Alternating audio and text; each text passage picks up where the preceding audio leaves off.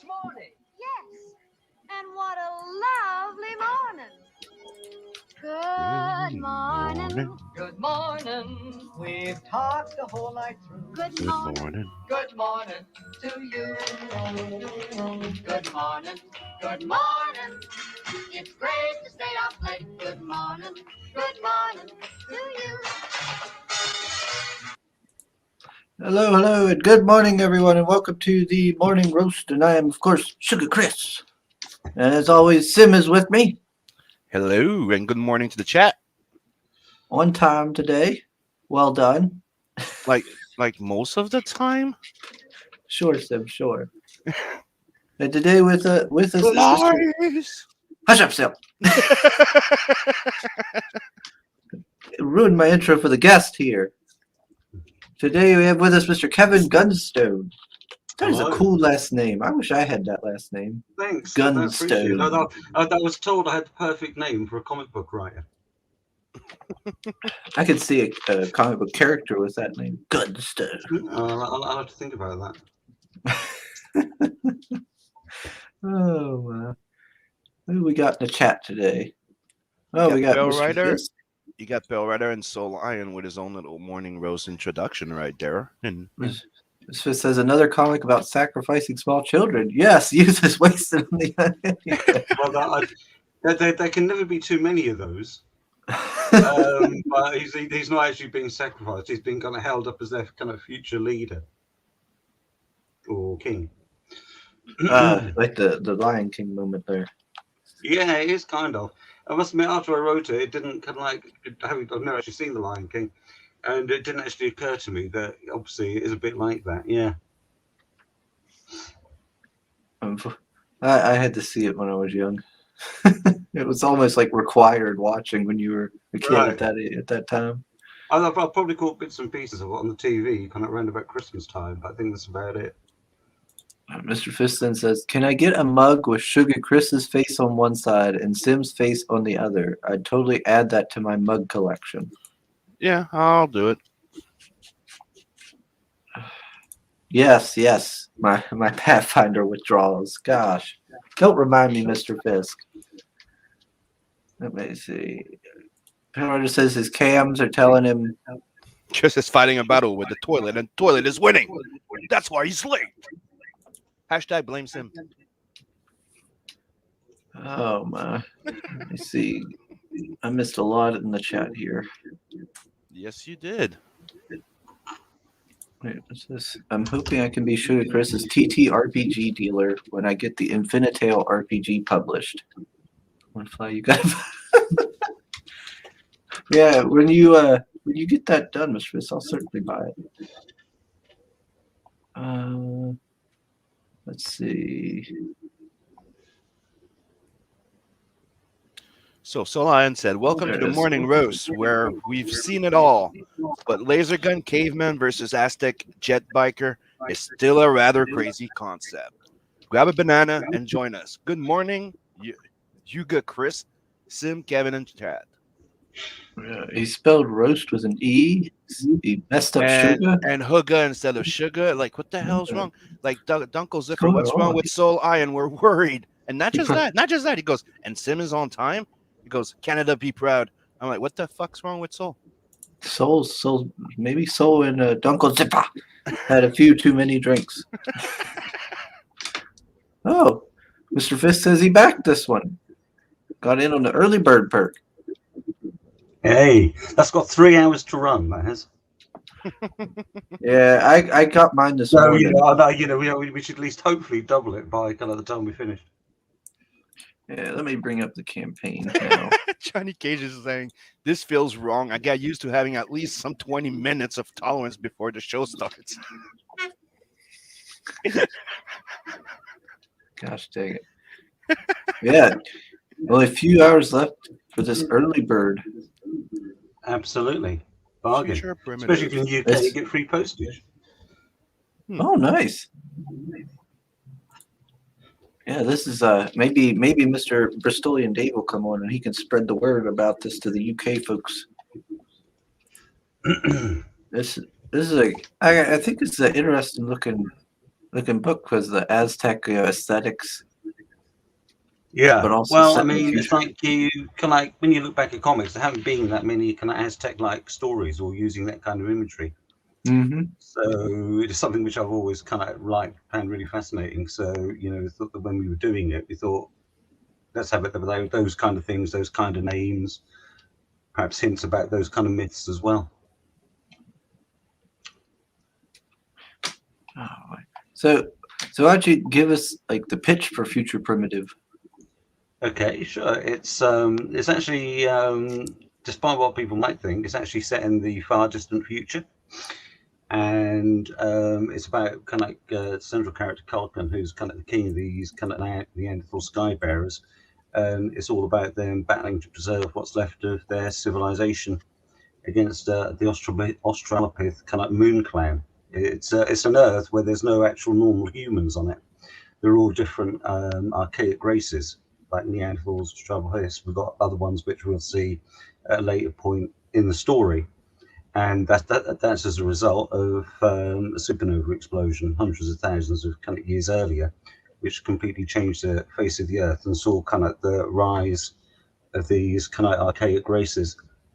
But yeah, the first storyline, it's all about them battling to protect this thing called the Atom, which is like this kind of power generator, which is in kind of their capital city, which is like a morphic field, which kind of powers their civilization and their jet bikes and all their kind of technology. So that's kind of like the basic idea. Yeah, that's really interesting because when I first seen it, it made me think of how like Warhammer is, where it's like set in the far future, but at the same time, like the way people like their mindset and also like the way they are, like their aesthetic is more archaic. It's meant to kind of Yeah, resemble more yeah, archaic yeah. look and everything. Years ago, I wrote some Warhammer comics for kind of Games Workshop. Oh, really? Yeah, I mean, I've never really kind of been a gamer as such, but I found the world kind of really interesting to kind of Yeah, read about, think about stories about that kind of thing. I've never got Um, to play the tabletop myself, but yeah, I love no, the universe, and I've I read a did lot of a the short books. little story about Skaven, which was kind of part of the Ah, Warhammer world, rather than the Yes. 40K one. yes, And Skaven. it was ages ago, long time ago, and that was drawn by Mike Perkins, Death to all Skavens. who I Uh, knew quite well at the time. Now I want to play Vermintide. Damn it. the giant sewer rats do not exist. We're all mistaken.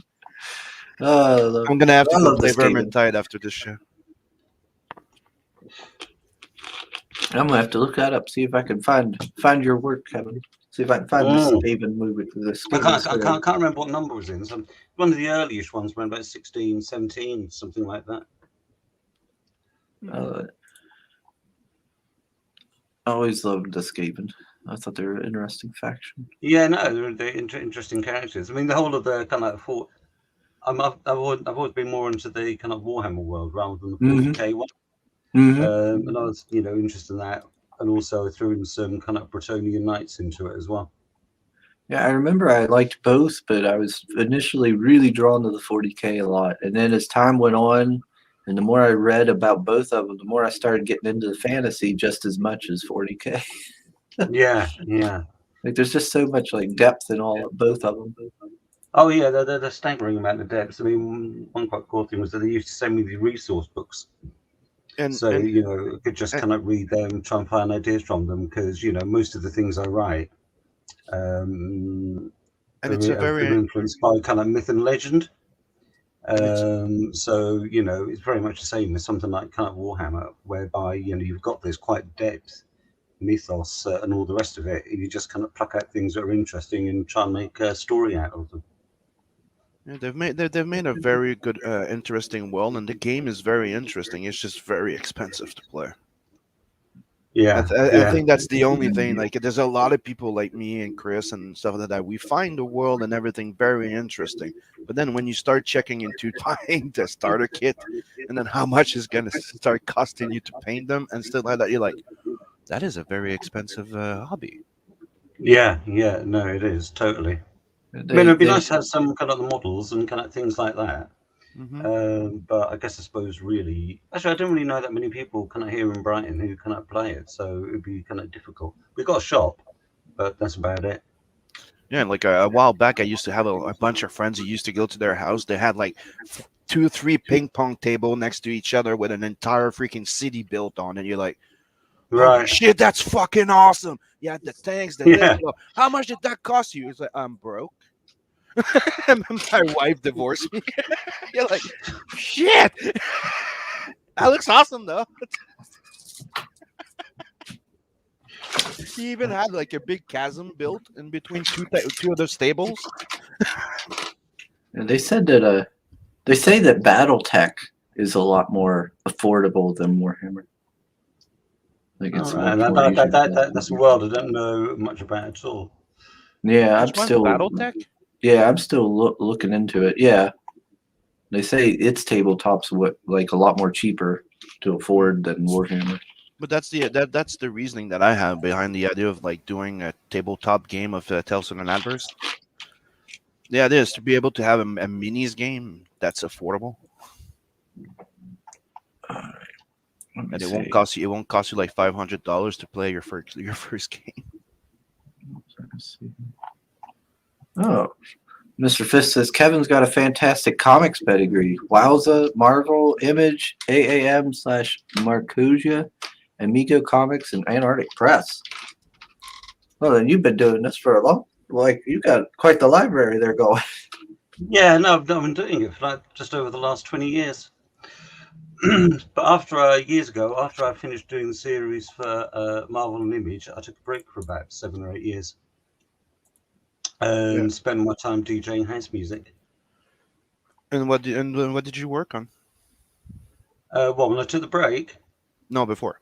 What were you working on before at I Image? just started off with kind of small stuff. Ended up kind of writing some Warrior Nun stuff for Antarctic, and then got to know Ben Dunn through it, and we did the Marvel Mangaverse together, and also then the Agents for Image. I remember Warrior Nun. When that kind of finished, I'd actually moved back to Brighton, and I somehow found myself within the space of a year taking up DJing and then going off to Ibiza for a summer, where I was kind of resident in a small club there. And so when I got back, I just kind of carried on, kind of just playing for about 7 years or so afterwards, at the weekends. But I'm the kind of person who kind of spends a lot of time kind of putting stuff together. So although I'd only play kind of a couple of times a week on like a Friday or Saturday night, I'd spend the whole week finding new tunes, practicing sets, seeing what worked, and all the rest of it. Mm. But then once I got to my mid-40s, I thought if I carry on like this, I'll end up dead in a ditch somewhere. And I really wanted to kind of write comics again and see what kind of stories I'd write. So we got Sean Davis with us. This looks great. Oh, what's up, Sean? Let's see. Let me scroll down. Yeah, UK readers have a huge advantage with this one. We gotta get the CG UK crew in on this. Exactly, Mr. Fisk. I might reach out to Dave and tell him about this. Make sure he knows. By the way, Soul, do you have Vermintide? Let's see. Let me scroll down. Make sure I get you everybody. Arches, Scape, and RPCast are awesome. Yeah, I've watched the first couple of those, Mr. Fisk. Soul is calling us a bunch of nerds. I hope Marinus sees this. He was very impressed by this campaign. Well, Marinus was on Red's stream last night, wasn't he, Mr. Gunstone? He was the first time I've actually spoken to him in real time, face to face, instead of just kind of online. It was good. It's good to meet him. Yeah, Marinus is a good fella. Also, yeah, so Marinus did see this, Soul. Also, Mr. Soul, Katie was very upset that she had ran out of those things you got her to eat. I can't remember what it was. In other words, she wants more. Chop chop. Yeah, I think that's what she was hitting around at. Hey, Lola. What's up? Lola's join us. There's Marinus. Hey, sir. What's up, Richard? For radio. All right, I got everybody. There. And so said yes, he does have Vermintide. So how many pages is this future primitive going to be? Well, we've got about 42 pages in the first issue. Similar amount in the second one. The last one tidies up, it's about 30. So the actual story itself is about 110 pages. Okay. And it goes So into the first 3 issues of the mag, and then we start on, the next storyline with issue 4. okay, and you said it's a magazine, so it'll be bigger like a magazine then, right? Yeah, that's right. Yeah, we're doing it kind of like A4. Okay, Because so one of the the UK size, meaning like what are Like those? Mary Boys. Like Mary Boys or Mortal World. Yeah. Yeah, it's Uh, like a little bit bigger than normal magazine size, a bit Mm-hmm. taller and a little bit thinner as well. Yep. But one of the things that we all love, both myself, the artist Boban, and all the rest of it, is that we're really into kind of like 70s stuff, like Warren magazines and things like the First Kingdom and heavy metal and all the rest of it. So that's very much kind of like what inspired it in the first place, and Uh-huh. also things My type of like guy. Epic Illustrated. 2080 heavy metal magazine, European comics. Yeah, totally. That's really kind of where it came Uh from. huh. Bat Mill, love that guy. I just got the other day. I bought the entire deluxe edition of ABC Warrior. I've been wanting to read Oh all of right, those for a long time, yeah. and they opened their own store online. Like it used to be really Yeah, hard to get their stuff. I did. Yeah, I read a collection of all the early ABC Warriors not so long ago. yeah. So if you go to rebellious.com or something like that, they have their own store, so you can buy it directly from them. Yeah, absolutely. I loved all the, especially the early stuff drawn by Kevin O'Neill. Yeah, that's what I'm saying. Like they reprinted all of them, and then they started with only 3 books, 3 volumes to reprint the old stuff, and now Yeah. they came out with the number 4, which is the Vulcan War. Sorry. Mm. Yeah. Uh, Mr. I, Next size madness. Hmm. yeah, it's something I've been wanting to do too. It's just I was trying to figure out like shipping wise, it brings the cost up the size of it. Yeah. But yeah, like I love the European size. Like you know. Well, you're getting kind of more kind of like American stuff now, which is going more kind of magazine size anyway, I suppose, aren't you? Mm-hmm. With things like some of the DC's kind of black label books are all kind of different kind of formats. So just like the normal comic book size. But they technically have the same size as a comic book. They just try to treat them differently in a way. Like they're Yeah. square bound. They're trying to make them more like a graphic novel, but they haven't Yeah. really increased the size of it unless Oh, you right. unless you buy the deluxe edition of the collected one, where it's a Right. bit bigger. I Yeah. think those might be the ones I'd seen in kind of Dave's, which is kind of our local comic shop. But one of them that did it though, it's the Ronin, the last Ronin. You know the last story of the Ninja Turtles. They came back to do the last story of Ninja Turtles, and that's coming out in A4. Like it's actually like the same size as your comics. Yeah. That's one of the original pieces of art we got for sale. Mr. Fist says, who was in the art team on this one? I'm honestly in awe of the paneling and full color artwork. That's the art's by Boban, Slobodan Jovanovic, and the colours are by Stefan Rakonjic, and they both live in Serbia, in the same town. And after I developed the idea for Future Primitive, I just wrote kind of a couple of page outline for it. Obviously trying to find someone to draw it, and I found Boban on DeviantArt.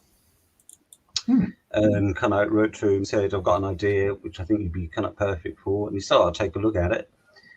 Sent it over to him, and he'd already started on doing the character sketches before he even got back to me to say yes. So he's kind of completely into it right from the start, which is fantastic because we spent a lot of time together designing kind of like the world, apart from kind of the actual kind of comic. And we're kind of like some just brilliant concept art for all kind of the different places, other than kind of just the characters. And yeah, I mean, from kind of the word go, he kind of puts heart and soul into the story. Incredible detail, and anything I ask for, because I do put quite a lot of detail in the script, he kind of easily surpassed. So, just an absolute pleasure to work with. Okay. Oh, and you got some merch here, the T-shirt. Absolutely. It's the must-have, fashion accessory for next summer. And we have original watercolors. Yeah, I must admit, Boban, I was talking to him kind of earlier in the week, and he said he's still not very keen on the colours for it, but I think it looks great. You don't see too many watercolor work on these campaigns. No, what I say is that it's just kind of a one-off. Which he just did kind of like a while ago. I think it was when we were kind of starting to get ready to do the magazine again. He wanted to do something just to kind of warm up to get back into drawing the character. So, but I think it looks really nice, and I think the colours on it are great. As I say, the colorist is someone called Stefan who kind of lives quite close to Boban. I think they actually went to art college together. And he's great colours. He gave the story a fantastic atmosphere. And I also then went on to work with him on Planet of Demons, which we did for Amigo Comics. So says the original art is reasonably priced. Yeah, well, I hope so. What we're going to probably do is we're going to leave it a few more days. And then next week, depending on whether we sold any or not, we might do kind of a further kind of flash sale on it for 24 hours, 48 hours, where we'll knock off something like 20% or something. Or, you could offer like back the book and you'll get access to a secret too, or you could maybe have it for a discount. Yeah, well, that's what we actually did. Actually, when we were kind of running the pre-launch campaign, anybody that signed up get a 15% discount. The only problem with that is that on Indiegogo you can't just offer kind of a blanket kind of discount or anything. We'll give people codes. No, but technically, yes, you can. You create a secret tier. Can you? Yeah. You Oh, no, go in. I've created a secret tier, but obviously we wanted to offer people the discount on everything. And you can only really do one secret tier at a time, I think, can't you? Yes, exactly. But that's why you can make a little list of them, and then you send them as an email. Like what I'm doing with the next campaign, and I technically pick two or three of the top tiers, and I made a secret tier for them, and the people returning for the second chance campaign will be getting a discount on a few. Like I selected a few tiers instead of all the campaigns. Yeah. Let's see. Oh, we got Woodrow with us. What's up, Woodrow? Hello, sir. But yeah, I would, at least if you're even just a little bit interested, I would highly recommend checking out this early bird special before it goes away. It's very, very affordable, especially if you're in the UK. Yeah, absolutely. Like I made sure to grab it here this morning. This little early bird. Let's see, and you got the original art check. Yeah, it is pretty cheap. 138 there for a single art page. That's pretty good. And I'm curious as to, can you tell us more about, like, obviously religion here plays a big role in their society. Could you elaborate a little bit, maybe? Absolutely. Well, this thing which kind of powers their civilization, which is called the atom, actually was a containment shield or dome for the kind of radiation from the supernova that actually transformed their world in the first place. So they kind of very much worship it as their creator god. And there's kind of this whole kind of elaborate kind of mythology that we kind of built up about it, which we kind of tell in the story in a series of kind of cave paintings. Because we thought I thought it'd be a more interesting way to kind of tell it rather than just kind of a standard kind of comic. Do something which is kind of more historical. And this thing here is called the astrochronometer, and it's something which they believe kind of marks down to the end of their civilization, as to how much life is kind of left in this kind of atom. And they believe that kind of when kind of the clock strikes a certain thing, that will be the end of their civilization. And as it is in the story, it's kind of perilously close. So that's something which we kind of see or kind of go back to kind of in the story kind of every so often as we build up to the finale. Oh, okay, so it's kind of like how was it the Mayan calendar had that certain date that it ended on, and everybody was like Absolutely. saying the end Well, of the it's a world. totally. Well, the idea of kind of the Mayan calendar and all kind of the different kind of like years and kind of the different epochs was something that kind of very much influenced kind of the kind of beliefs of kind of this civilization.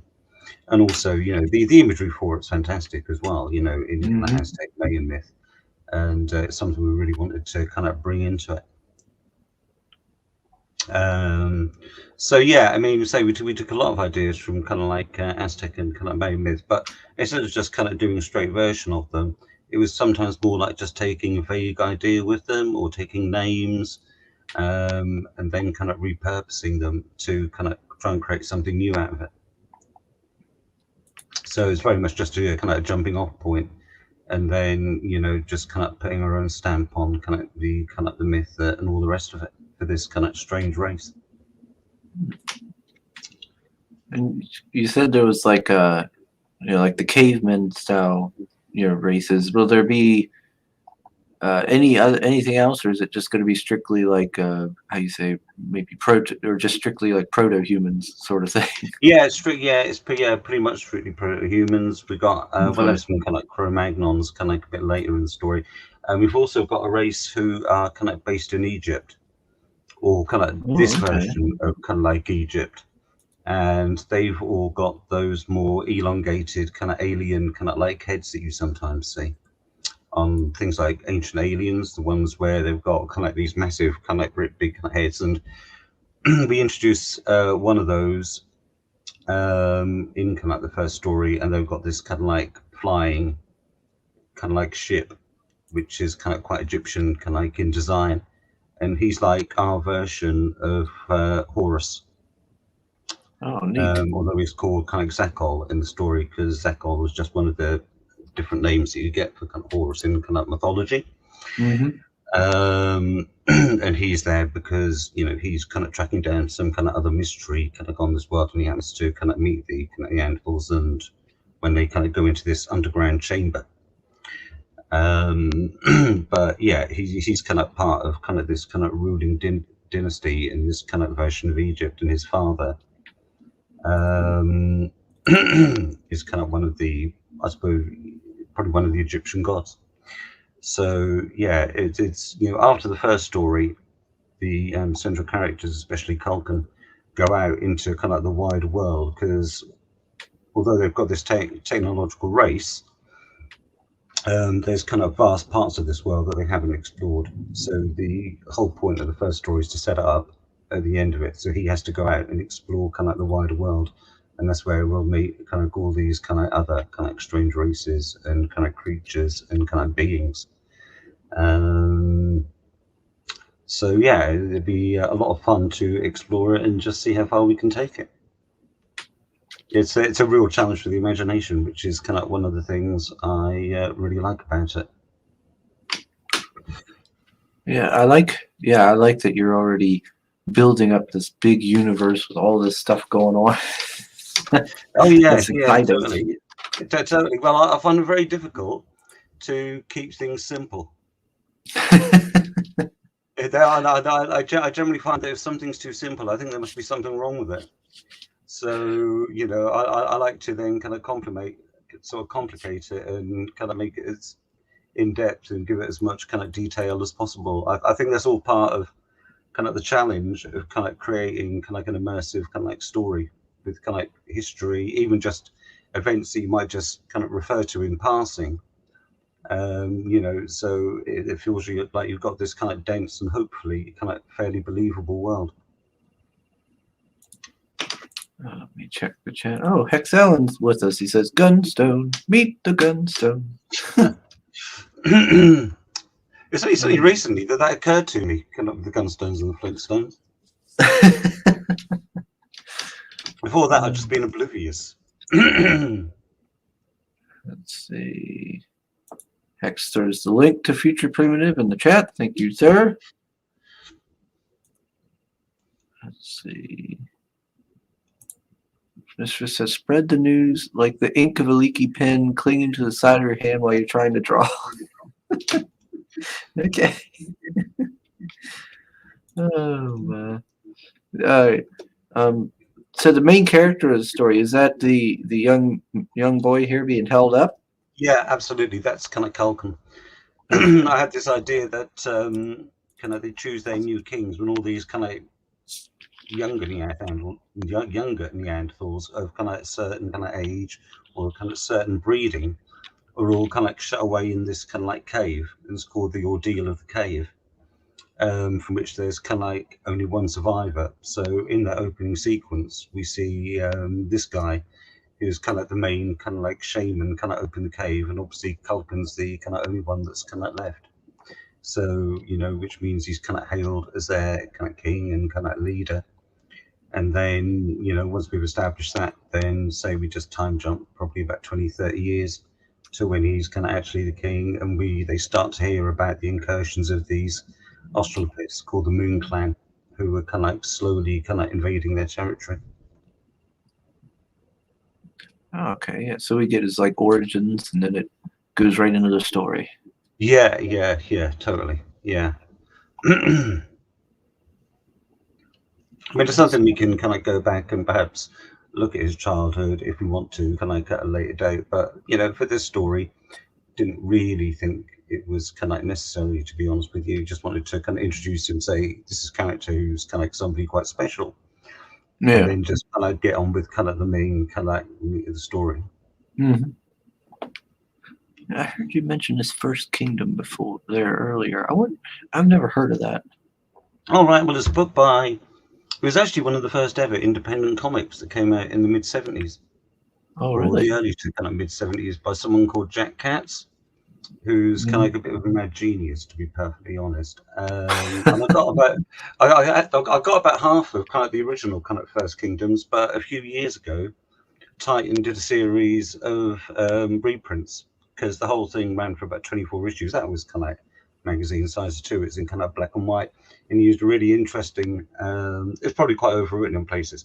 He had a quite interesting kind of like style, whereas virtually every page was full panel, and it had lots of kind of artistic detail in it, quite dense, captions. And yeah, it was just a bit different, and it's a bit bonkers, but it's really engrossing, and it's like this whole kind of like new version of Earth, which takes place after some kind of nuclear kind of holocaust. So they completely kind of recast the planet, and yeah, it's just an incredible piece of work. Yeah, I think that Jack Katz, as an artist, he actually had a book, his kind of unseen stuff, that was put out by Liam Sharp. I think it was kind of earlier this year. Oh, yeah, I seen that like a month or two ago. Yeah. Them talking about it. Yeah. Yeah, because I didn't know who the fellow was, but I was like, well, that seems really nice that they helped him put out his work and stuff. Yeah. It'd be fair to say that it's probably quite niche reading, but it's the kind of stuff I really like. I've always preferred stuff which isn't so much mainstream and which is kind of like a bit off the beaten track. All right. Yeah. Do you know this person, Sim? Who? Sorry, I just got back. Cats. And isn't that From a YouTube? First Kingdom? No. Nope. The person who did this First Kingdom book. No, You don't know? Nope. Wow, Sim. He actually had Jack Katz actually had before he did the First Kingdom. He used to kind of like draw for some of Skyward books in kind of the late 60s. That was kind of more mainstream. I first came across him back in the 80s when they had an article about him and his stuff in Comic Scene magazine. Was it Comic Scene? Yeah. When it was kind of published in the 80s, and that's where I first saw it, and I just thought, wow, I haven't seen anything like this before. Because it's slightly kind of Kirby-ish, I suppose, as regards the ideas and that kind of thing. And I'm a bit of a Kirby nut, so yeah. It was just another thing for me to kind of look for at kind of like marts and kind of comic conventions. So, I say, I didn't have all of them, so I was delighted when kind of Titan brought out the reprints. Yeah, I'm gonna have to look him up. I've never heard of Jack Katz. Me neither. Yeah, this is the Oh. first one. There you go. The First Kingdom.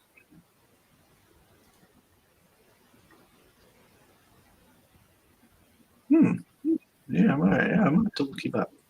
Yeah, it's a fantastic book. Yeah. Yeah, like I said there earlier. Yeah, I had seen where that Liam Sharp had talked about putting his work out and everything, but I didn't Yep. know who he was. Huh. Let's see. Meredith says, "Back this book, people. I have invested money in it." Absolutely. I know I would hate to kind of disappoint him. Soul says he's always had a fascination with the early high cultures like the Aztecs, the Mayan, and the Egyptians, just not mixed with Neanderthals. But this looks really interesting.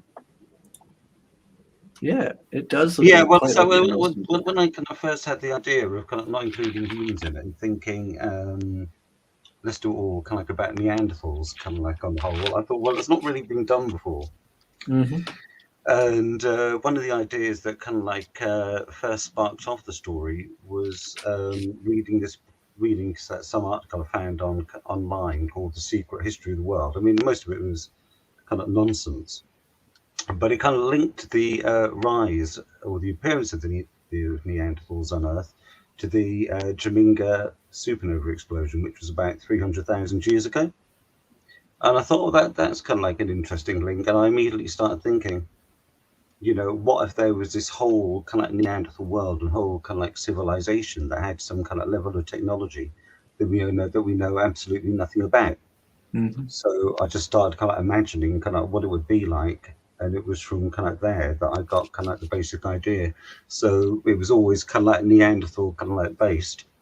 And I suppose when I was writing it, the thing that occurred to me kind of like most was why are more people doing this? It seemed like an obvious thing to do for me. Yeah, there hasn't really been too many like Neanderthal, focused books in general, let alone one set in the Well, no, future. absolutely. I'm trying to kind of even up to kind of get them, because obviously, most people these days, when you refer to kind of Neanderthals, they take it to be somebody of kind of a low intelligence. Hmm. And I thought, no, what if they're actually really intelligent, really kind of like creative, and they had this kind of whole world we kind of didn't know anything about? Let's see. Pale Rider. Oh, Pale Rider's with us. Okay. He says the most important question for any book is there a red dress Chris? Pale Rider, look at it. Of course, there's not a red dress Chris in there. Jeez. Yet. He says this gentleman seems a little too classy to know about red dress Chris. No, he doesn't. He doesn't know about it. Don't need to know about it. Let's see. Now you're just picking his curiosity. That's mean. Let's see. Says he bets Kevin. So says I bet Kevin gets along with Sim really well. Holding thick books into the camera is a thing. Well, luckily I've got all the decent ones kind of just to my side, so I can just get them at a second's notice. Yeah, pretty much like me. They're right next to me. Oh gosh, Yeah, good thing Marinus isn't here. We'd have like a 3-way comic book competition going on between you and him and Sim, showing off all your books. And talking about showing off book, people get those. Get those. What's that now? The Cimmerian, the European adaptation of the actual novels, and they got Oh, right, rebranded under the Cimmerian. those Yeah. ones been published by Blaze in the States. Yes. Yeah. And they're freaking awesome. Yeah, they were good. It's nice to see Conan drawn in a slightly different, more kind of like European way, isn't it? Yes, and they're trying to respect the novels, so it's like it's uncensored. So anything that happens in the novels happens in the comics. Yeah, yeah. No, no PC stuff in there. Absolutely. Well, okay, Conan's the last person that should be PC. Nice. Now, you still got 28 days left. Are you going to be able to like extend it? We'll see how it goes, to be perfectly honest. If we have to, then we will. Obviously, we've got flexible kind of funding because the most important thing for us is that, because it's already kind of drawn, kind of lettered and all the rest of it, the most important thing is to kind of get it into print. Okay, so it's pretty much made then, the book. Oh yeah, very much. It's a case of it's all drawn, all 110 pages. So yeah, we just need to kind of like get some money in, get it to the printers because the printing in the UK is kind of pretty reasonable, and then kind of like sent out. Yeah, so there's absolutely no risk involved. It's already drawn.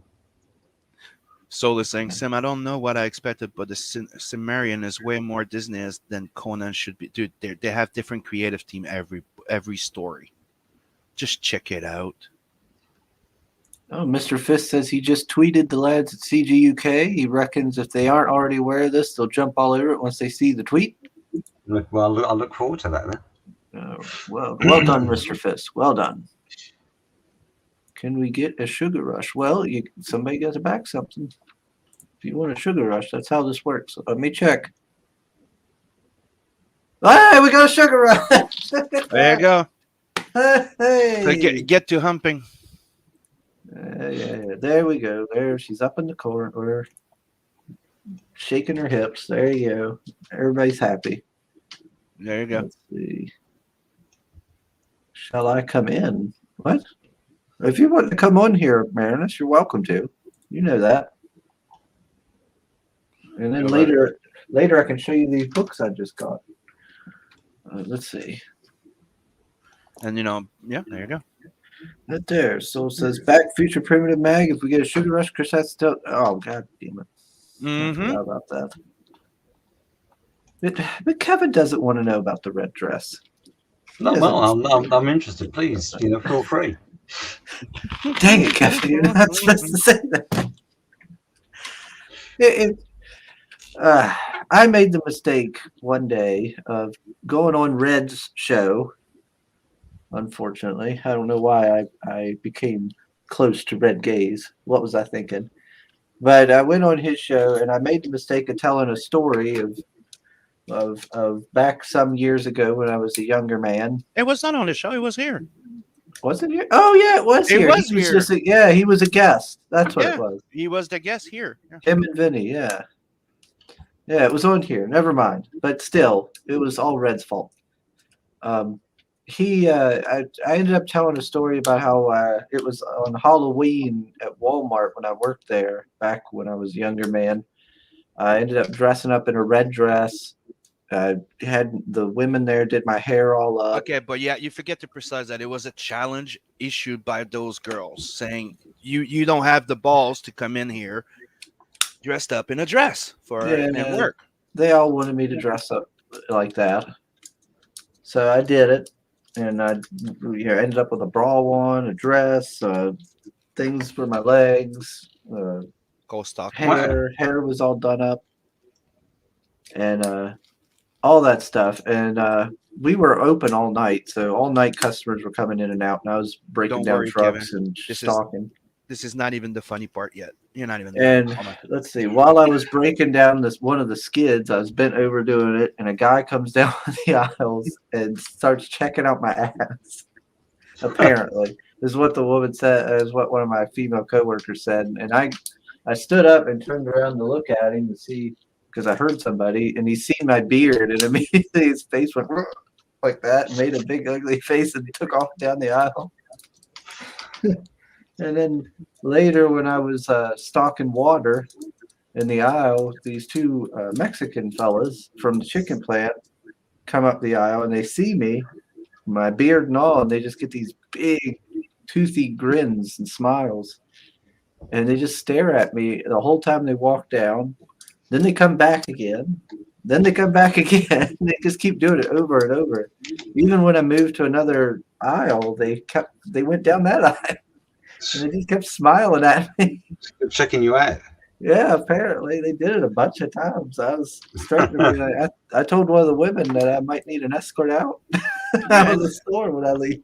And I told him, you have to understand, the Mexicans, they do have bearded ladies, very hairy ladies. They were enjoying it too much. Yeah. Years ago, I went to Rocky Horror Picture Show when I was at uni, and we all dressed up for it. Mm-hmm. I think I was wearing some like a bodice, boots, stockings, that kind of stuff. and somebody almost crashed the car watching me. You know, he kind of sort of walking to the cinema. You could tell, and then all of a sudden his car suddenly veered off, and he managed just to kind of pull out of the way of a lamppost.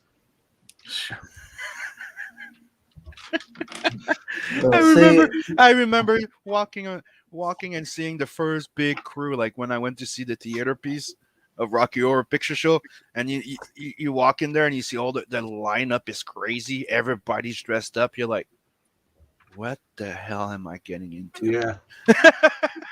Yeah, yeah. Everybody gets up I and starts almost got dancing into a in the fight middle of the afterwards fucking movie. because somebody was kind of staring at us. Mhm. After the film kind of finished, we were all kind of standing around outside, and this bloke walked past, kind of staring at us, and I just said, "Are you okay, sweetie?" And he almost started a fight over it. Mm-hmm. Oh, but dude, it was an experience going there. Like when you see like Yeah, every totally. fan just getting up and dancing the warp zone in the beginning of the goddamn movie. Every time they have it, the movie breaks into dancing. You'd have everybody that's dressed up starting dancing in the movie theater. It was freaking. It was an experience. I liked it. But yeah, so ever since I told that story, people have not gave me constantly given me shit about it. And Yeah, now but they always ask me to tell every new guest the red dress story, and they always start asking about getting me in a red dress book or drawing me as a red dress person or something. and we decided to have fun with it. So if we reach a 500 sub, we're giving away original art, and if we reach 1,000 sub, well, Chris will be going to Louisiana and joining that red dress run and winning it. Isn't it live? Yep, live. And Bell Rider's gonna be behind him, riding his Barbie Jeep. Meep, meep. Oh yeah, they've all came up with plans that I unfortunately have to go along with. Yeah, you're supposed to have Bell Rider riding the Barbie Jeep to motivate him to. And Anthony Figueroa is supposed to be the pimp. I miss Anthony. I need to get him back on here. We ain't talked to him in a little while. Mm-hmm. Pale Rider says, "Yeah, there. You're happy, Pale Rider. I explained the dang red dress." Gosh. Let's see what else is saying here. Excuse me. All right. Oh, I haven't played the trailer yet. What am I doing? Absolutely. That's put together by a colorist, Stefan. Oh, okay. Yeah, I'm gonna go ahead and play it now then. Mm. Full screen.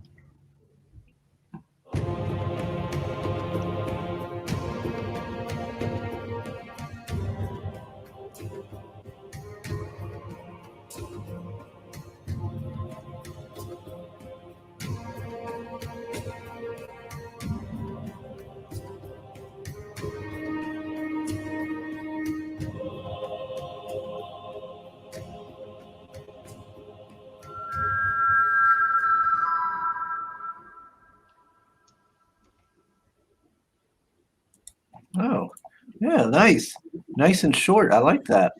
Yeah, we thought we'd keep it short and sweet.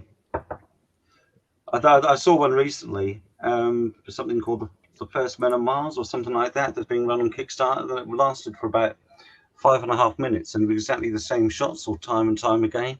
Mhm. So I thought, yeah, that's a bit dull, really, isn't it?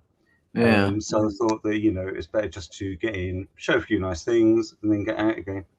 I think that's one of the first videos he put together because I didn't know how to do it, so he volunteered. Yeah, looks like you Obviously, did we'd a like to good find job. some other people to help us out on that kind of stuff in the future. Yeah, well, I mean, it looks really good. I thought that was a nice, solid trailer. Gives you everything you need. Nice, good idea there. Yeah. Well, What you're getting into. hopefully we'll see what happens with kind of the next ones.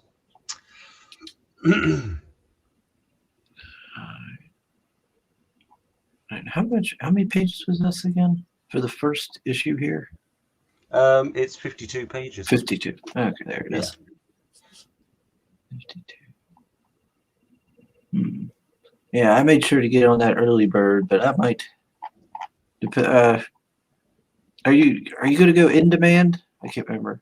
Oh yeah, absolutely. I think Okay. I mean, our Kickstarter offering in demand now. I mean, because that's one of the kind of advantages of doing Indiegogo, isn't it? You know, that and the Mhm. flexible funding. Okay. What is going on? Marinus said about coming in. He never did. How dare he? I'm actually thinking of buying some of those First Kingdom right now. Oh yeah. Mm-hmm. Yeah, I'm shopping. I'm doing what you do usually. Yeah. Look at that soul. It isn't me shopping this time. I did mine. I pre-gamed today. You what? I pre-gamed. I already did my shopping. I backed So, this when I got home. so that's why we were late. No, I did it before I took my nap. I bought the early bird. And if this is since this is going in demand, I might end up backing more, in the future. But for now, just the early bird. Yeah, absolutely. See what it's like.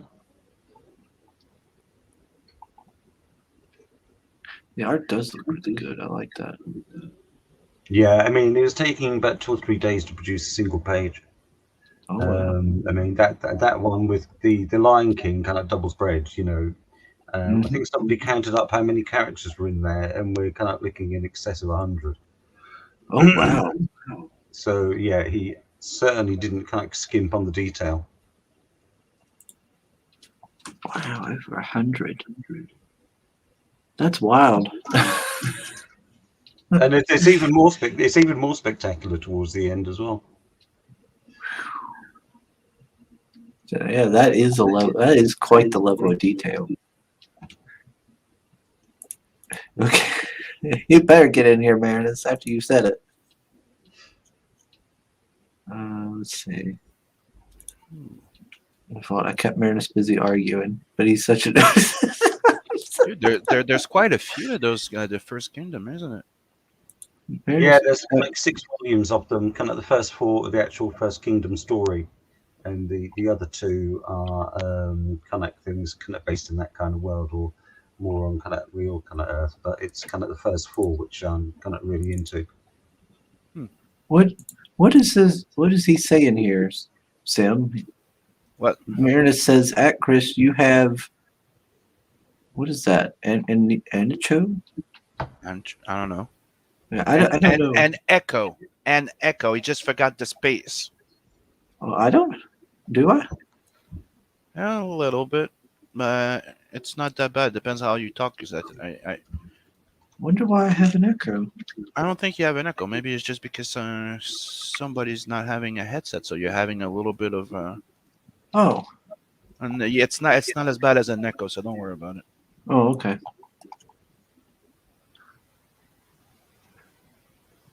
Yeah, I like and I do like how it's not just like your standard sci-fi. Since they're Neanderthals, they still implement like older, more primitive ways and stuff into their society. Yeah. I like that.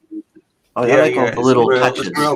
It's a real kind of melting pot of kind of so many different things, which I hope is kind of quite unique, quite different. Oh, Hello, Marinus. Marinus. Hey guys. What is that fancy background there? Yeah. Woo. Look Yeah. at that. You got It's like a probably fancy temporary. green screen. That is neat. Yeah. I got it came with my new webcam, and I got some kind of a thing that could that I need to how do you say unlock. I got some paper with some code on it. I just redeem the code, and I get called what is it called, the program? Just give me a second. XSplit VCam or something, and then I can add every background that I want.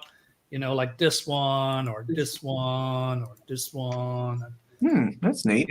Multiple. Mm-hmm. Can even be in my bed. Ooh, look at here. It's great. On the couch, on the fake couch. Like hanging like this. Yeah. Yeah, I need to get better audio and stuff. I need to upgrade my equipment. Yeah, well, this one is what I'm using. This is not really good. This is my. Woo! Okay, that's flickering a lot, but this is my microphone. Yeah, because it's green. Yeah. Yeah, I'm pretty happy with it. Just plug and play. It really works really well. But hey, Kevin, how you doing? Seems like I'm yesterday. good. Right? How are you? Yeah, I'm good. That means he hasn't cleaned his room. Well, that's true. My room is a mess. My room is a mess. So yeah, let me adjust my web camera a little bit here. So okay, now we're ready to go. Yeah, this one's looking good. Have you gotten to? I know you were on Reds last night. Have you gotten to go on any other streams that much? We haven't got any kind of like. Oh no, I've been asked to do kind of another one, kind of like today, kind of in November. But no, I haven't got anything else lined up. But always happy to talk about Future Primitive. So if anybody wants to put me on their kind of show, that'd be great. Yeah, Michael Bancroft, the Lucent guy. Yeah, Bancroft. He would. Yeah, you could reach out to him. Yeah. Yeah, I think the CGUK and Bargain Bin folks would be good. Yes, sure. For this one. Let's see. Especially the Bargain Bin. Yeah, there are all CG UK, so there's a lot of people are probably interested in your comics since you are from that area. Mm-hmm. Yeah.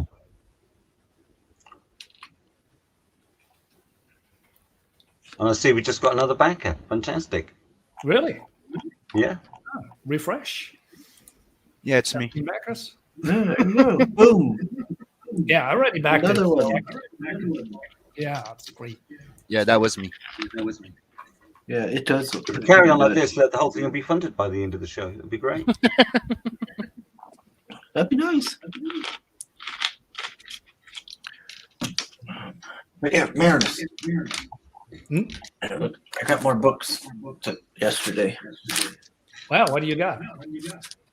Well, I went down to the mom and pop pawn shop, and I was so happy I went down because I got something I've been wanting for years, and it was Witch Hunter Robin, the anime.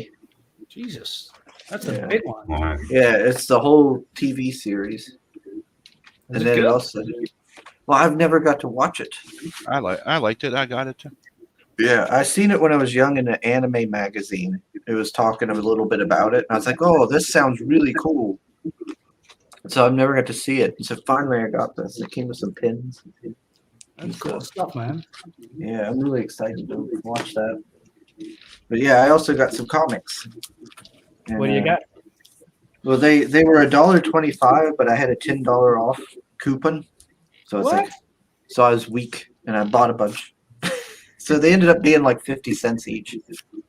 By the time after I took off the coupon. Well, you never can go wrong with that. Oh, superpowers! Yeah, I have the trade of that. you got everything. Yep, I got all 5. Oh, of them. Dark Side. Is that a Kirby cover? Yeah. Yeah, he didn't do the interiors. I think he wrote it though, didn't he? No, you did the interior too. Did he? Oh man, I'm so jealous. Yep. You could buy the trade paperback on Amazon. I have it. Nice. And then this Sell it to me, Chris. one. Yeah, it's You buy the trade paperback, give me the originals. all the nice Kirby. I was like, "Ooh, Kirby," and then I was like, "Yeah, this looks cool." And I thought, "Ooh, I could release the Sim and Marinus." And they'll hate me for Showing off and making me jealous. Yeah.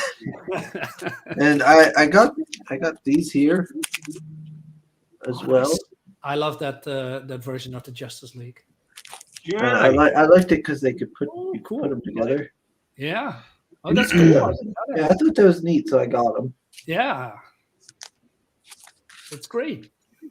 And then what else did I get here? I got this here because I never heard of it. Battle Force.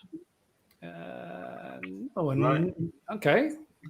Sounds like a Robotech kind of. Yeah, that's what I thought. Yeah. Even the logo looks like Robotech or something. Let's see. And then I got Blue Ribbon Hey, Comic. Oh, what's that? Archie comics. Yeah. Really? Never heard of that one, but looks cool. Looks old Yeah. school. Well, it's when they had the kind of Maya comics revival in the early 80s, wasn't it? Yeah, when they got also the Shield, I think back then too. Yeah, Ah, the Mhm. shield. and Yeah. I Crusaders. know the shields. And Yeah. I think Crusaders was done by Rich Buckler and some Steve Ditko flies as well. Yep. Yeah, I've seen like Ditko on there and everything. I was like, oh, okay, yeah. Kirby. And there you go. Is that the original, or Mhm. is it another alliteration? Because I only know the the guy with the red hair. Jesus. There's different alteration of him. Yeah. And the Thunder Agents. Oh, Thunder Yeah. Rain. Yeah. Okay. Ooh, that's a very old one. That's cool. By Ditko and Love why- the Thunder Agents. Yeah, so I was really excited by these. I was like, ooh. But did you read them? I'm gonna read them. I will read them. I haven't got to yet, but I You will. always say that, but are you Yeah, actually? he's gonna read them after he's done with Lost Pages. Yeah, It'll what be is that? before then. 2 years? It'll be before that. I mean, I'll have you know, I do read things. Like you, I just this morning read my Grave Robbers. Oh, and is it Thank good? you. Yeah, I loved it. I would Cool. say top 10 maybe. Yeah. Yeah, I only got the Lucent recently. I read it twice.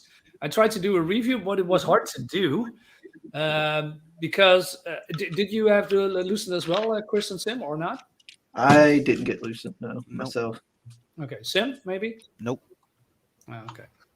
Well, there's a lot of questions in there, so it was very hard for me to make a video, so I'm going to redo it later. So I'm probably going to read it again to figure it out stuff that I can talk about. But, there's a lot of questions, not a lot of answers, but it looks really cool. The quality is really, really nice. The art is nice.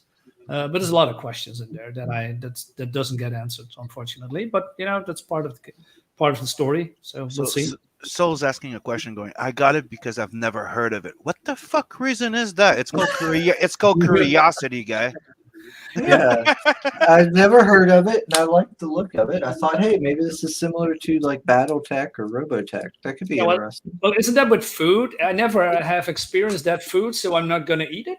You want to try new things, right? Yeah, you want to broaden your horizons. And it was only 50 cents per book. By the time I took the $10 off, why not? After the coupon. Yeah. And Chris, now that is not a screwdriver, by the way. I read your comment. Yeah, Mr. Fist says, he reckons Area Blackness and Jacobus would love to have Kevin on their show, the Bargain Bin Crew. Yep. Yeah. Okay. Yeah. That'll be another one for the list, hopefully. Area Blackness is YouTube and Jacobus is YouTube. Yeah, you need to check it out. They're nice people. Yeah. Yes, Mr. Fisk. It was the full series of Witch Hunter Robin. Really excited. I got something new as well. Fowler says his Marinus getting high tech on us. Maybe. Let's see. Is Marinus's chip challenge intellect the only reason he doesn't understand the Lucid? What?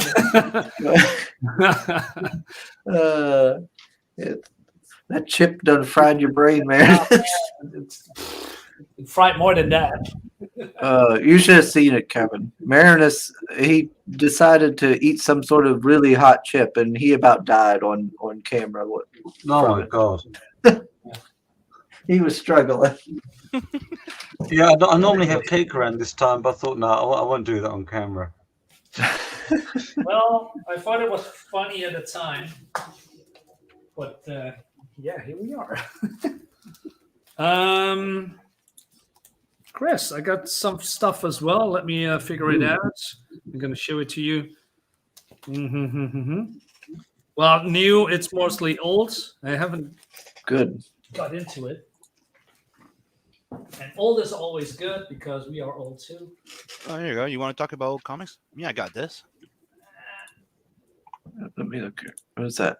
Never Evil read this Ernie. before. Yeah, never read this before. Yeah. Hey, Oh, But yes. I knew this, so I got this. Yeah, I had seen ads for Evil Ernie, but I never got to read it. Yeah, exactly. That's the same thing here. Is like we could find like Lady Death anywhere, but Evil you- Ernie here in Canada, like Montreal, like it was almost nowhere. Chris, can you make me bigger? Yeah. For a minute? Yeah. So I got this one. Oh man, let me switch Yeah, up. your fancy new screen's messing it up. Yeah, just give me a second. See, that's the bad side of green screening. So is this better? No. What? Why not? I just quit the. Oh wait a minute, camera. Oh no, Maris is fancy. This is me. It's the true me. So I got this one, Doom Patrol. Got the whole series. Ooh. Yeah. Is that the John Byrne version? This Oh is no, the- the copper. Oh right, no, it's the early one. This is volume 2 with Right. so not volume 1. So this is what the new team that I'm not really Oh, familiar that with. was the one that Grant Morrison took over on. Yeah. At some point. Yeah. Mhm. And it has some that Eric Larson cover. I like the old Doom Patrol. That was Yeah. cool. Also, I maybe I showed it already, but I'm not sure. Are you familiar? Well, you know Ron Lim, who did work for Marvel. He also did Sure. Heavy Hitters Dragon Lines from Epic Comics. Oh yeah, I know that one. Yeah, and that is actually really, really good. It's more like Kung Fu in the future. Hmm. Nope. Let me. Sorry for the glare. So here we go. Yeah, I haven't read the news yet. Speaking of Epic, they had Dreadstar from Epic Comics. Okay, now the echo's getting really bad. Yeah, I love that yeah. one.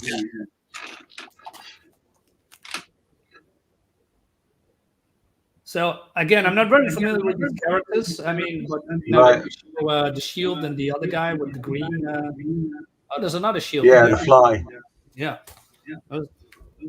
So I believe I got the whole collection. Right. So All the early ones were written and drawn by Rick Buckler. Rich Buckler. well, the first one you mean? Yeah, You mean this one? I think they all were. I think the first 4 or 5 of them. I'm not too sure. Well, there are actually, you are right. There are 5. Yeah, they're actually right. Yeah. Yeah, that's really cool. And I I mean, it makes me feel like I actually bought them when they first came out. I'm sorry, you say? I actually bought them when they first came out. Oh, that's cool. Yeah, I just buy random issues, and this is new. I'm not sure what is this The Spitfire. new universe. Hey. Ah. Well, I you like guys the know it? universe. Yeah, I know it. Yeah. What is the new universe? It was basically like a precursor to like the Ultimate Universe with Marvel. It was kind of like what their first attempt at something like that, where it was like a whole new universe, and it was supposed to be more like realistic or down to earth or something. The world Yeah, outside your window. it was when Jim Shooter was in charge, wasn't it? Yeah, it didn't. If I And remember right, obviously it didn't kind of do so Star- good. Yeah, and I suppose one of the best things about it was Star Brand. Mm-hmm. Yeah. That's all I got, guys. So yeah. Yeah, I had a few issues of it. I had the one where it was like a group of psychic people. I liked it. So you saw Lions going, and again with the floppies. At least Sim has hardcovers omnibus. Yeah, right. I know. There's nothing wrong with some floppies. I don't know. If you like it soft. Then Pale Rider says, Marinus, you forgot to wipe the lipstick off. What? Lipstick of what? your lipstick. I just got red lips. Pale Rider wants to talk about old RPGs. Fuck your old comic books. Oh, Lord. We could do that sometime, I guess. Soul is asking, Marinus, did you exchange the Perfect 10 for Battle Maiden Knuckle Bomb on your shelf? For shame. Oh, wait, you're right. I got perfect 10 here. So here you How go. could you do that to Mr. Brink? Oh, I needed space. Stop ragging on me. Why did you make me always when I'm not looking? You sneaky bastards. Sneaky bastards. Oh, Pale Rider's catching up on Fragtober. He says he's painting Alita. Oh, There we go. Oh, yeah. Mhm. You got. I got Make sure you post that, Pale Rider, on the Twitter. And make sure to check out the manga. It's pretty goddamn good. It's one of my favorites. Yeah, I've never read it. The first series freaking awesome, and there's a deluxe edition right now you could get. I got a question for Kevin. How many issues will Future Primitive magazine have? Of how many magazines? Well, we've got 3 for the first story, and then I have to write it indefinitely. Right. So impossible to say. I mean, I've got about ideas for about 4 or 5 kind of quite big storylines. So it could go on for absolutely ages. I'm happy to write it as long as Boban's happy to draw it. So yeah, the longer the better. To be perfectly honest with you, kind of create something kind of really solid. Yeah, but is the first 3, is that the conclusion of the first story, or is it an ongoing series? Well, it's all in kind of different kind of story arcs. By the time we get to the end of the first story, you can tell that's kind of like a very kind of definite kind of like end, without wanting to give too much away. So second story picks up pretty much kind of from that, but the actual story itself is kind of completely different because it's about kind of the central character kind of going out in kind of search of the world for this kind of not kind of like a god so much, but kind of this sentience which he believes is going to be able to kind of help him in some way. Yeah. Okay, cool.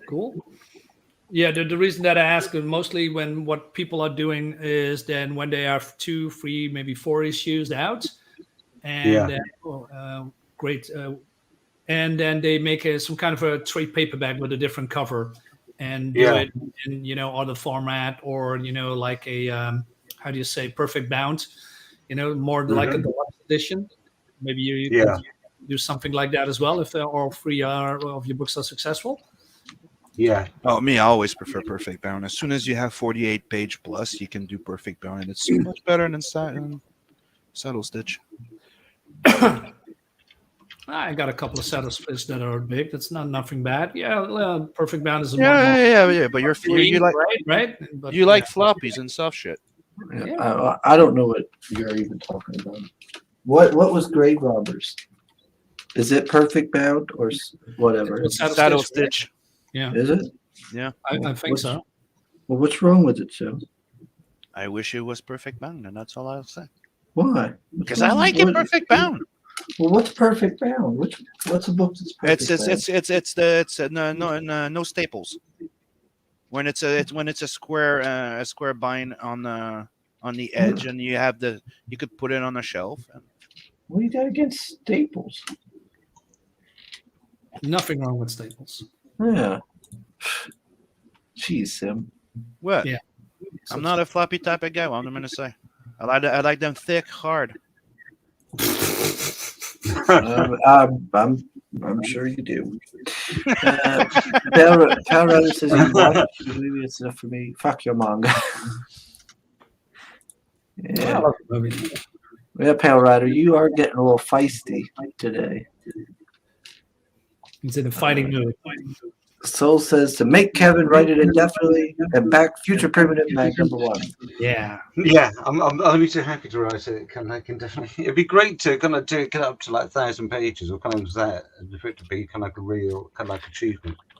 I think that when I started kind of writing kind of comics again, one of the things that appealed to me, as opposed to DJing, was the fact that at the end of it, you've got something kind of that really kind of like, something quite substantial when it's all kind of collected together, and which kind of gives you quite a sense of pride. Whereas with DJing, had some absolutely kind of like amazing nights, massive buzz, you know, playing a set in front of 400-500 people at 4 o'clock in the morning, who were absolutely all off their faces. You know, it was a massive kind of like adrenaline rush. But you know, what I really like is kind of the satisfaction of kind of doing a comic, getting it completed, and then kind of being able to hold it. Let's see. So says Yeah, DJ. it's quite a big difference there, you know, from comic book writer to DJ. Yeah. Well, actually, when you think about it, putting a set together has got a lot of similarities with kind of writing a story, because kind of you start out with kind of nothing, just beats or perhaps just a bit of kind of ambient sound or something, and then you're kind of constantly kind of like building kind of like the set, you know, to bring it to some kind of climax, kind of like at the end of it. And you want to go there, you want to kind of maintain kind of like the beat, you want to kind of like keep adding to it, putting a bit more, taking it occasionally off in a little interesting kind of direction, but say just constantly building until you get that kind of big finale. So there's kind of a lot of differences, a lot of similarities, kind of rather. The only differences with kind of DJing is that somebody else has done all the hard work by kind of making the record. It's just, you know, for me to kind of work out the best order to kind of put them in for kind of the most effect. So yeah, it wasn't kind of too different, but as I say, I still mix at home, put stuff online every so often, but yeah, I haven't actually played in the club for absolutely years now.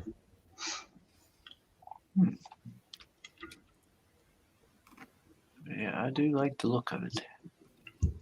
This should be another good one. Yeah.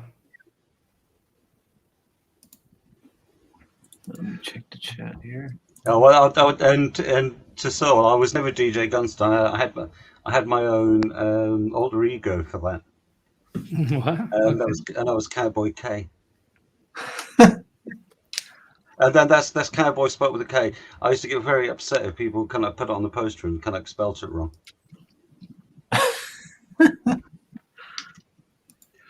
I remember I was once at an after party and somebody said to me, "So have you got any?" And I said, "Have I got any what?" And he said, "Have you got any ketamine?" And I said, why should I have some? They said, "Well, you're Cowboy K, aren't you?" And I said, "Yeah, well, I'm not really into kind of ketamine." He said, "Well, you said you're a total fraud." I said, "Well, actually, I'm K." I said, "I'm actually K," I said, "because my name's Kevin." It's like what kind of lies is this? False advertisement. Wholesale deception. I came here for some ketamine. Mr. Fistwitz, have you ever used ghost hack samples for your electronica music? No, I just it was all very much kind of like 4/4 kind of like house, kind of like, you know, lots of kind of like pianos in there and that kind of thing. And also used to play kind of quite a bit of kind of techno. I really like Detroit techno, and some of the stuff you get in kind of Europe and kind of Germany from producers like Ame and kind of like Laurent Garnier and kind of things like that, a bit of an acid house influence. So yeah, depending on who I was playing for, it'd either be kind of like just kind of traditional house music, quite funky normally, or something kind of a bit more kind of techno-y, a bit more kind of like dark, I suppose you could say. Did you say M.A.? Sound like you said M.A. We know M.A. Oh, Ame, AME. Oh. They're like German kind of techno kind of producers, but they're quite influenced by 70s prog rock, which is one of the reasons why I really like them.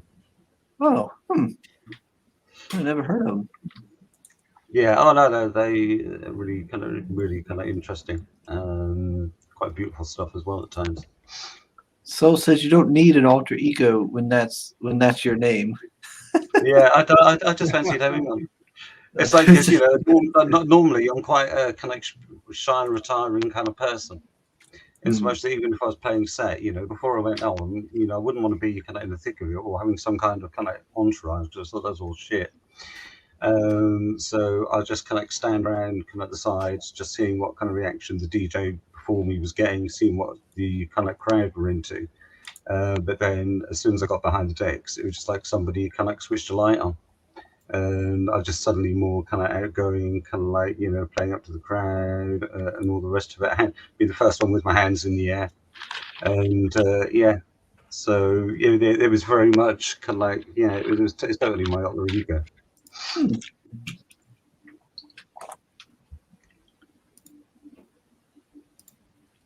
Are you a comic collector too, Kevin, or more of a writer? Well, I've collected comics ever since I was 10. I do most of my reading these days digitally though, because I had a collection at one point. There's something like 10,000-15,000 comics. Oh yeah. And kind of when you don't own your own home, especially kind of like Brighton, and you have to kind of move around quite a bit, it becomes a bit of a problem, kind of like storing them and getting space for them. So yeah, I do most of my reading digitally these days, and just buy collections of stuff I like. Apart from kind of like the odd one shots or kind of one offs that I think Yeah, and is it kind of every so often. More? Yeah, no, I've been reading comics non-stop for kind of like donkey's years. Yeah, me too. And is it more like newer comics or mostly older comics? It's a combination of everything, to be perfectly honest. Okay. Got a love of kind of like 60s kind of Marvels. But I find quite a lot of comics come out these days I enjoy just as much. Especially from kind of writers like Jonathan Hickman, people like that. Yeah. And Al Ewing, he's really good. Jeff Lemire, really enjoy his stuff. So yeah, I read as many comics and enjoy as many comics now as I ever had done. Did you see Chris Fisk comment? DJ Gunstone, here comes the boom, ready or not. How you like me now? Boom, and then you have Fair Weather. Prove it, show us the glow sticks. Well, one of the great things about DJing house music and techno is that I didn't need to say anything. I could just kind of stand behind the decks gurning a bit every so often. So I wasn't like kind of urging the crowd on, but yeah, it's probably best that I wasn't allowed to talk, in all honesty. So, considering how Marinus organizes items in games, he wouldn't be a good DJ. Always looking for a needed moderator on the wrong side of the organizer. Yeah, I know, it's quite a mess. I fix everything in Valheim. Yeah. He goes in 5 seconds, creates such a big mess that it takes us 5 hours to clean up everything. I saved your ass when the trolls came, man. I saved everything. Without You didn't save shit. I died, and we came back. One day I'm going to show Marinus my world. He could see my houses with no roofs on them. Yeah, My don't mind us wonderful house. gamers. So, Dude, it's not a house if you don't have a roof. That's why they say a roof over your head. Get on with it. It's got half a roof. Dude, it's more a home if it's just a roof with no walls. You guys have a lot of echoes. Jesus. It's not you guys, it's the people that don't have a headset, which is not me or Chris. It's not Kevin either. And it got worse when Because you I got don't here. hear Kevin as double. I know, since you got here. What does that tell you? It's So much negativity. let's see. Chris says Dutch precision. That's true. Yeah, it's very tilted and on the angle. Good lordy. Mr. Fisk, he says he's having flashbacks to the hot trans chicks hopped up on E at Burning Man. Good lord. Oh man, I want to experience the Burning Man. I think that's Yeah, I'd love to go to that. Yeah, it's impossible to get in. I heard you need a Right. kind of secret ticket or something. I don't know how that all works, but lots of water. Well, I went to they need some, to make sure that you don't complain when you hear the guy screaming. Yeah. But when I was in Ibiza for the summer, I went to some amazing kind of like secret villa parties. I had about 4,000 or 5,000 kind of like people there, where kind of like the location was really marked by an X, kind of like on a map. And the security was provided by the Barcelona Hells Angels. But they were some amazing kind of like nights and mornings. Huh. Yeah, I feel like these kind of things like Burning Man and stuff would be pretty wild to go see, experience. We have a thing Yeah, here that certainly. I don't know if you guys heard about it. It was called Igloo Fest. It still used to happen before all of this, but everything's made out of snow and ice. So you go into the party, the entire stage, the bars, the where you go get your drinks, it's made out of sculptures of snow, and you're partying in a big snow party place. Like it's really fucking awesome.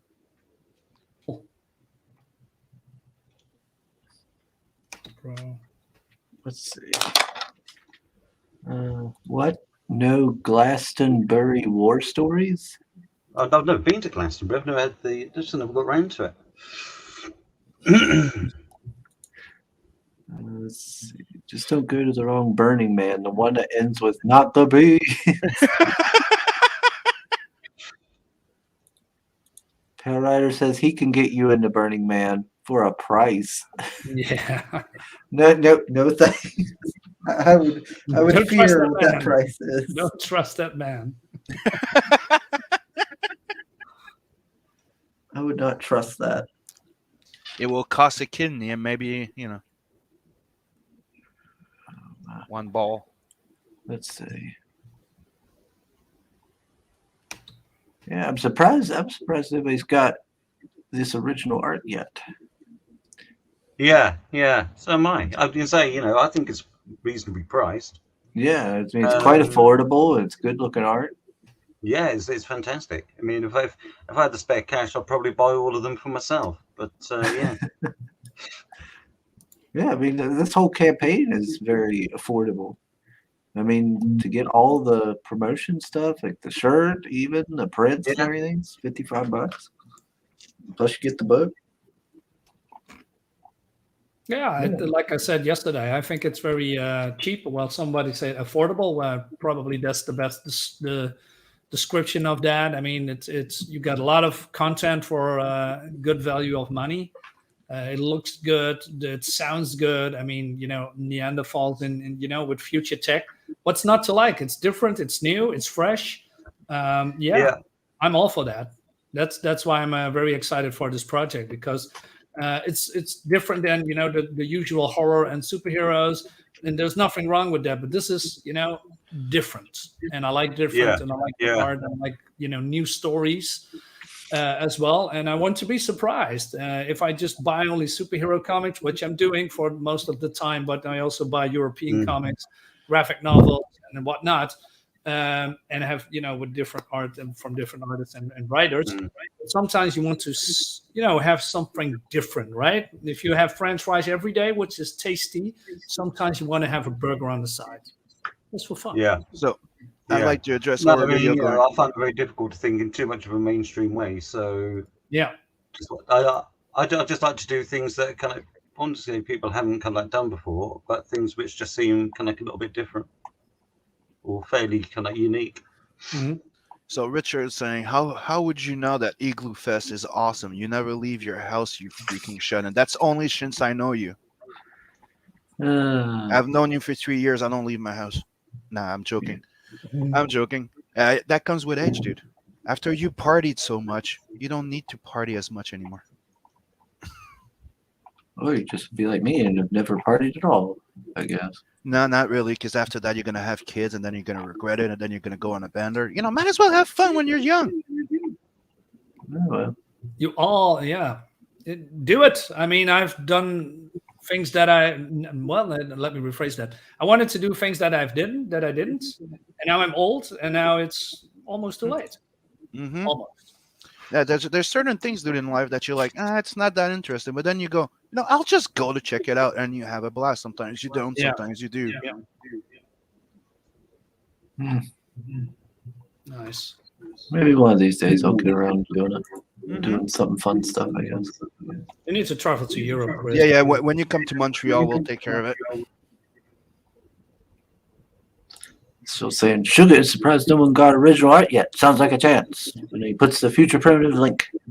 That to me sounds like he's shopping. Yeah, so I'm saying. Thinking I'll buy it.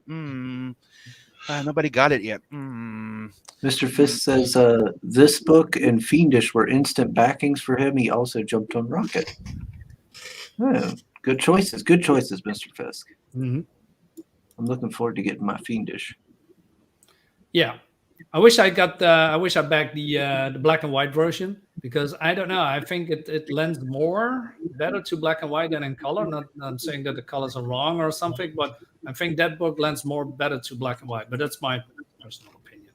Yeah, I don't know if I did black and white or not. I'm gonna have to look. If you well, me neither, because I cannot. Yeah, I don't know if you did. Yeah, I don't know. Since I have to check. Solon says, "Oh, I thought it's because Marinus can relate to cavemen." Oh well.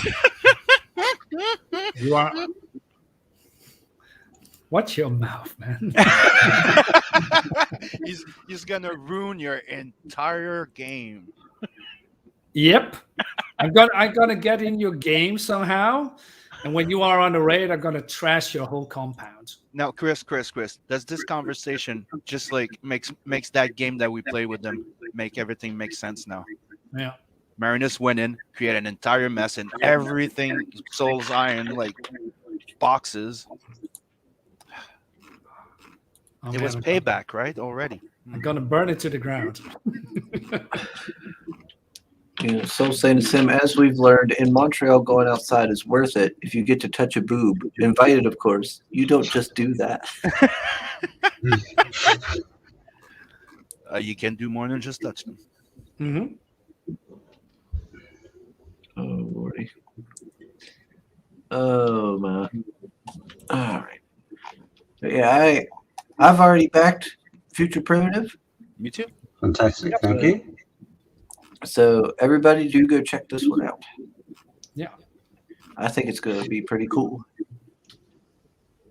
We Yeah, can 28 only days try. left, right? There's loads of time. Yeah. Mm-hmm.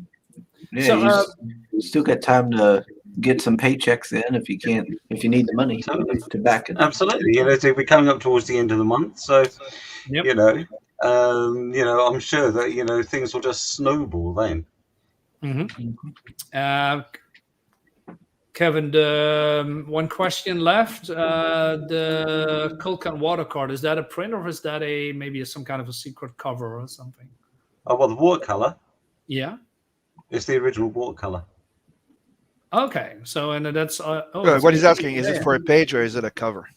It's just I think it's just art. He said it was It's just a kind of one-off piece of kind of art, which is kind of like a watercolor. Wasn't that like Band hasn't done before a the fantastic book? amount of color stuff, so we're just doing that as a practice for himself, and Yeah. but I really like it. That's awesome. And wasn't that like you said like concept art for the book or something? Yeah, although that when we started kind of getting on with kind of doing the magazine, because it'd been kind of a while since he'd kind of drawn kind of color from the others, it was just something he wanted to do to kind of practice his coloring on. But I said, this looks great. Let's kind of put it in as part of the campaign. Yeah, and the original cover art, is that a cover that people can order, for the book, or is it just some kind of a quote unquote rejected cover that hasn't been used yet or something? Oh, what for the original cover art? Yeah. We did Future Primitive to start with for Marcosia. Okay. And they kind of published it digitally, then did kind of a collection. Mm-hmm.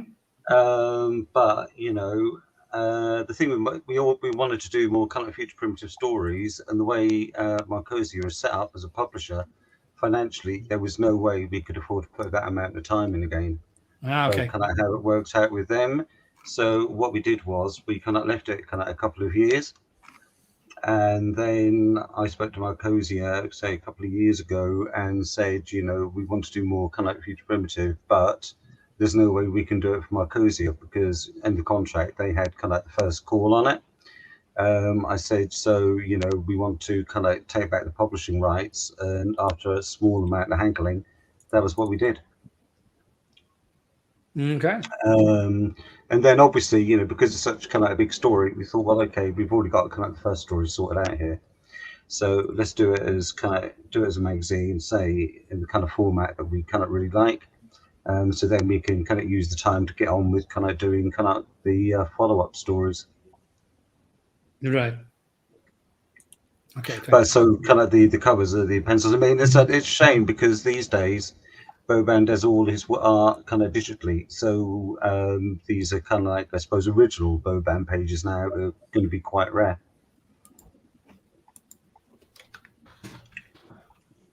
Nice. All right, let me see. Oh, Mr. Fisk says he's guessing 5 digits on this one by the time the campaign ends. Nice. That'd be fantastic. Oh, yeah. Yeah. All right. How long have we been going? About an hour and a half? All right. Yeah, I think it's about time to start to wind this one down. It's been about an hour and a half. And don't forget to sub, like, and share. Yep. Yeah. I think Give it a before like, share the video, like the video, subscribe. Check out the books that we promote. I think before this campaign fully closes, when it's in demand or something, I might come back and get a retailer pack or something. Sure. Yeah. It's a very, very cheap way of doing it. Yeah. Yeah. Then I could give some away or something. That'd be cool. Oh, yeah. I mean, it's really cheap. Yeah. 28 for the retailer pack. So then you have 1 variant and 4 prints. So 5 in total. Yeah. Mm-hmm. Nice. And you have the fantastic variant cover by Prentice Rollins. Yeah. That's what I you don't are know if seeing you're- right here, right now, right? I don't know if you're familiar with him at all. No. Mm-hmm. He was one of the artists on kind of like DC kind of Milestone when they first came out. And he's also he's done quite a lot of stuff for DC.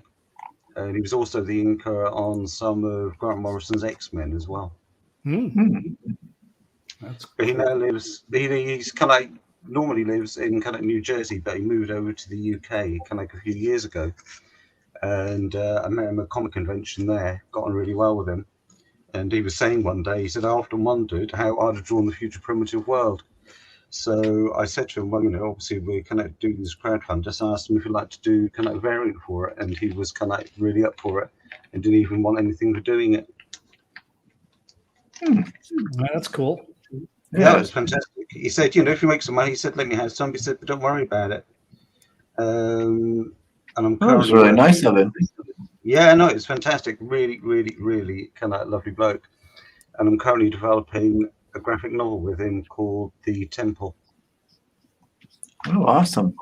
Which is it's a story about a band of Templar Knights set during the Crusades who kind of pass through kind of the Dreamlands and find themselves kind of on Earth millions of kind of years ago when kind of Cthulhu and the other kind of characters from the Cthulhu mythos were kind of like on Earth. It was kind of before Cthulhu was buried and all the rest of it. So yeah, it's very much a kind of knights versus kind of like cosmic god story. We've been developing that kind of most of this year. We've got the first 6 sample pages done, quite a lot of supporting art, and we should hopefully start sending that out to publishers probably in the next month or so, see what kind of response we get. Awesome. Hopefully you get somebody to pick you up on it. Yeah, absolutely. Well, he knows quite a few people, so we'll see what happens. He's just finished drawing a book called the it's a kind of Chronicles book. It's for kind of Top Shelf. It's like a steampunk kind of like comic. Oh, that's it. The Jekyll Island or something like that. I can't remember off kind of at the top of my head. All right, let's see. So putting the link for Marinus's YouTube channel. Thanks, man. Really appreciate it. Yep. All righty, gentlemen. I think it's time to wrap this stream up. Don't forget to sub, like, and share. We got stuff to do. Let's see. Oh, before we do anything, Mr. Fisk says to Marinus, are we still on for Tuesday? Yes, we are. So Chris is coming to my channel along with a couple of other people with Area Black, and I believe maybe Miriam, Reyes, and maybe Vinny, not sure. And if you guys want to jump in, you are also welcome. like I said, it's been a while that I've, being the host or something. So let's see what happens. But I haven't figured out the time zones yet. So I asked a couple of friends how to do it because I suck when it comes to time zones. Because the other one lives in America, the other one lives in Canada, the other one lives in, Czechoslovakia. So I had to all figure it out. And Chris is also living somewhere in America, so different time zone. I believe there's a 7-hour, 6-hour difference between us. So, well, I don't want to stream at midnight, so I think maybe 11 my time. It's probably 6 or 5 hours your time, but I have to figure it out how it all works. So, to be continued. Yeah, so we have no idea when that stream's going on. I asked Katie to help me with that. She's good with math. Yeah. I'm stupid. We all love Katie. May I say, go check out my Patreon. The 2 first page of the Mona are up. Oh, yeah, the Patreon. Okay, that's cool. Yeah, I'm doing a web comic on it, and the 3rd tier you get a sketch card every month. Oh, that's Go cool. check out my Patreon. Oh. Yeah, I need you need to send me the link to that sim so then I can put it in the description. Will do. Mr. Gunstone, any final words? Not a fantastic amount to say. Only that if you cannot like what you've seen this afternoon, as it is here for me, then we'd massively appreciate your support in the campaign, especially when it comes to the original art. Yeah. Buy it now. Absolutely, buy it now. Or at least go grab the early bird. At least. Absolutely. Like I did. Got about an hour left on it, so I'll look forward to seeing those numbers kind of ticking up. Yeah, so 1 hour left for the secret perk. It's cheap. Absolutely. It's very affordable. Or you get the retailer pack, just like Chris says. You got 5 books for $28, Absolutely. including the variant. And you can also have the prints, which maybe you can show it, Chris. The prints. Prince. What? The other way. What other Yeah, way? that's one of them. Yeah, but there's a set of 6. Yeah. I'm lost. Oh, there you are. Go a little bit down. So this is the early bird special, right? 14 out of 100 claims. So this is also, Mm-hmm. Yep, that's what I grabbed. Mm-hmm. Yeah, me too. Very affordable. Very affordable. Yeah, I love this cover as well. I love both covers, but this is one that stands out for me.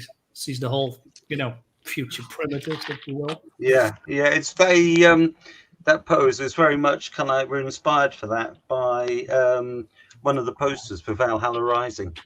Oh, okay. Yeah, I Which is saw that with one of Matt our- Nixon, right? Which is one of my favorite films, and saw a poster for it, and I thought, Oh, it's a weird one. I had to do something like Yeah. that. I love the ending, by the way, and the weird special effects and the sounds. It's Yeah, really- it's psychedelic, fantastic. creepy. It's a total trip, isn't it? yeah. I managed to get on DVD recently as well. The great thing is that Mads Mikkelsen doesn't really have one line of dialogue, does he, in the whole of the film? Yeah, he's just completely silent. Exactly. He's more like a visual actor in that movie. It's really, totally. I urge people to see it for yourself. Yeah. Mm. Okay. Alrighty, everybody. So thanks everybody for tuning in and joining us. Thanks, Yeah. Mr. Yeah. Mr. Thanks for your Gunstone. time. It's been a pleasure. That is an awesome last name. Yeah. Thanks for hopping in, Marinus. Yeah, Always sure. like problem. having you with us. Thank you for having me. Sim, I'd thank you, but at this point, I just expect you to be here. Hey, it is our show, and I'm always here. Yeah, it's like Soul. We expect him to be here. He's the co-host in the chat. Yeah. All right. So we'll see you. I'll tell you after the stream, Sim. We'll see you all on Friday. Or God damn it, Friday Today's morning. Friday. Yeah, you mean Monday? You mean Monday morning? Yeah. It's Friday Yeah. already. Well, we'll see you on the next one. Bye. Bye.